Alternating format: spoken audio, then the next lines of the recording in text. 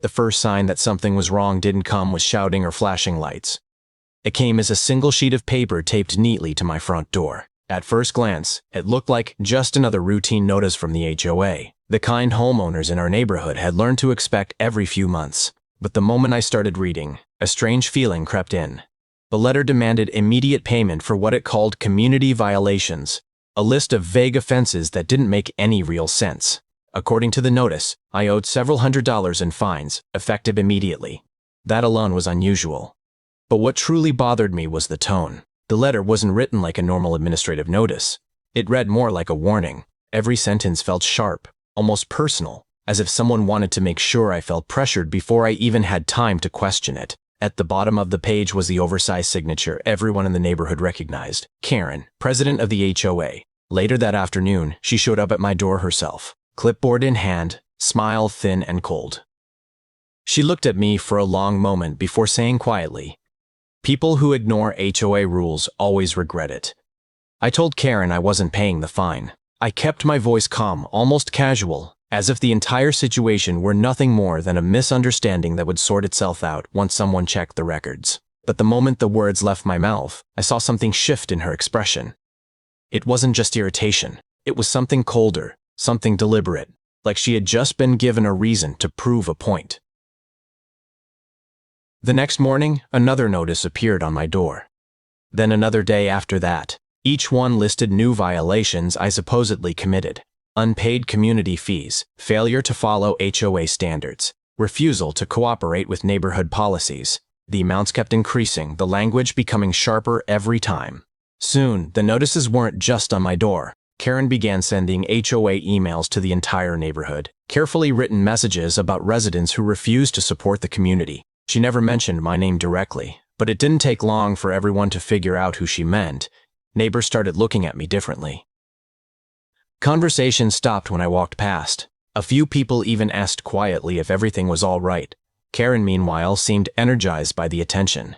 She showed up at my house twice that week, clipboard clutched against her chest like it was some kind of badge. She talked about legal action, property liens, and escalating penalties with the calm confidence of someone who believed she held all the power. Then one evening, just before leaving my porch, she leaned closer so no one else could hear. Her voice dropped to a whisper. "You'll pay eventually," she said softly. Everyone does. 3 days after Karen whispered the threat on my porch, everything changed. That afternoon started like any other. I drove to my son's school at the usual time, thinking about nothing more serious than what we might eat for dinner. The parking lot was half full, parents chatting near the front gate, kids spilling out of the building in small, noisy groups. I waited near the pickup area where my son always appeared, backpack bouncing as he ran toward the car. But that day, he never came out. At first, I assumed he was just running late. Maybe he stayed behind to finish something or talk to his teacher. 5 minutes passed. Then 10. The line of parents thinned until the front of the school grew strangely quiet. That's when I walked inside and asked the front desk if they could call him down. The secretary looked confused before she even checked the computer. "He already left," she said. The words didn't make sense. Left with who? She hesitated, clearly uncomfortable. With his father. He was picked up early. For a moment, the hallway seemed to tilt. I told her I was his father, that no one else was supposed to take him. Within minutes, the office staff was pulling up security footage while someone quietly called the police. The video showed a man walking into the office earlier that afternoon. He spoke confidently, used my son's teacher's name, and even gave the correct pickup password. Someone had planned this. By the time officers arrived, the situation had already become something far worse than a misunderstanding. It was a kidnapping. That evening, I searched every street in the neighborhood until my throat burned from shouting my son's name. And while I was standing in the road, desperate and exhausted, I noticed Karen across the street in her yard. She wasn't shocked. She wasn't asking questions. She was just standing there, watching me. And in that moment, a terrible thought began to form. What if Karen wasn't just angry? What if she had something to do with this? The first day without my son felt unreal. The second day felt unbearable. By the third day, time itself seemed to lose its meaning. Every hour stretched endlessly, filled with phone calls, police questions, and the exhausting cycle of hope rising and collapsing again. Officers searched nearby streets, checked cameras, and spoke with neighbors. I barely slept, barely ate. Every sound outside made me rush to the window, praying I'd see him walking up the driveway. Then, early on the third morning, something slid softly against my front door. At first, I thought it was the wind, but when I opened the door, a single folded sheet of paper lay on the ground. No envelope, no name, just one sentence written in thick black ink. Pay what you owe if you want your son back. For a moment, my hands wouldn't move. The words blurred as my mind tried to process what I was seeing. But deep down, I already knew who this message pointed to. Karen had been the only one obsessed with money, the only one threatening consequences if I refused to pay, the only person who had turned a simple disagreement into something personal. I called the police immediately. Detectives arrived within minutes, treating the note like the critical evidence it was. They photographed it, sealed it in an evidence bag, and began asking questions that suddenly felt much sharper than before. As they dug deeper, new details began to surface. Financial records tied to the HOA showed large sums of money missing. Surveillance cameras from nearby houses placed Karen near my street at strange hours. Even older complaints from residents started to paint a disturbing picture. Slowly, piece by piece, the investigation began pointing in the same direction. Toward Karen. By the time the detectives finished reviewing the note and the growing trail of evidence, their attention had turned squarely toward Karen. What began as suspicion quickly became something more urgent. They didn't say much to me at first, but the way they moved, quiet, focused, decisive, told me they believed the answers might be much closer than anyone had expected. That afternoon, 2 patrol cars and an unmarked vehicle rolled slowly down our street and stopped in front of Karen's house. My heart pounded so hard it felt like I could hear it echoing in my ears. I stood on the sidewalk as officers walked up to her front door and knocked firmly. Karen opened it, looking irritated rather than surprised, as if the police presence were nothing more than an inconvenience. She crossed her arms and demanded to know what was going on. When the detectives explained they needed to ask her questions regarding the disappearance of my son, her expression shifted instantly to outrage. She insisted they were harassing her, accused them of overstepping their authority, and denied having anything to do with the situation. But the officers didn't leave. Instead, they stepped inside. The search began quietly at first, moving through the living room and hallway while Karen followed close behind, loudly protesting every step.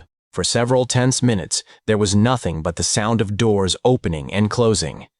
Then a voice suddenly called out from below, "Down here!" Everyone froze. The detectives rushed toward the basement stairs. At the bottom, behind a locked storage door, they found my son sitting on the floor wrapped in a thin blanket. He looked exhausted and terrified, but when he saw me, his eyes filled with relief. Upstairs, Karen's protest collapsed into stunned silence as the handcuffs clicked around her wrists. Once Karen was taken into custody, the pieces that had never quite made sense began to fall together with unsettling clarity. What had started as a dispute over a simple fine quickly unraveled into something far darker. Detectives spent the next several days combing through HOA records, bank statements, emails, and financial reports that Karen had controlled for years. The deeper they looked, the clearer the truth became.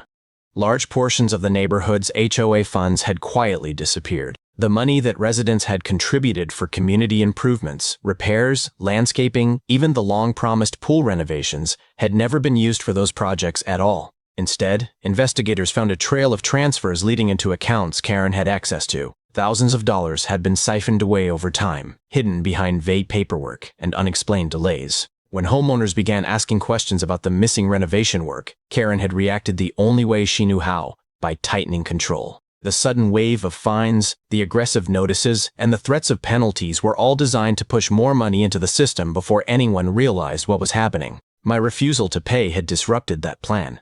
To Karen, I wasn't just another resident ignoring a rule. I had become a risk. Someone who might force others to question where their money had gone. Kidnapping my son had been her twisted solution, a way to pressure me into silence and submission. When the truth spread through the neighborhood, outrage moved faster than any official report. Neighbors who once supported her leadership now spoke openly about feeling betrayed. Within a single day, Karen's authority, reputation, and carefully maintained image collapsed completely. Months passed before the case finally reached the courtroom. But the tension from those days never really faded. Every hearing brought back pieces of what had happened. The moment my son disappeared, the long nights waiting for answers, The sound of that basement door opening. Karen sat at the defense table through it all, quieter than I had ever seen her. But the evidence stacked against her spoke louder than anything she could say. Prosecutors laid out the charges one by one. Kidnapping, child endangerment, fraud, extortion, impersonation. Each accusation painted another part of the story that the jury had already begun to understand. This wasn't a misunderstanding or a moment of panic. It had been calculated, planned. When the verdict came, the courtroom felt almost unnaturally still. The judge didn't hesitate. Karen was sentenced to decades in state prison, a punishment that would keep her behind bars for most of the rest of her life. On top of that came restitution orders, money she would owe not just to my family, but to the homeowners whose trust she had abused and whose funds she had quietly stolen. Walking out of that courthouse, I remember holding my son's hand and realizing how close everything had come to falling apart. What started as a simple HOA fine had spiraled into something that nearly destroyed our family. All because someone believed power meant control. All because someone thought intimidation would silence the truth. And sometimes I still think about how it all began. All of this started over fake fines. Do you think she got what she deserved?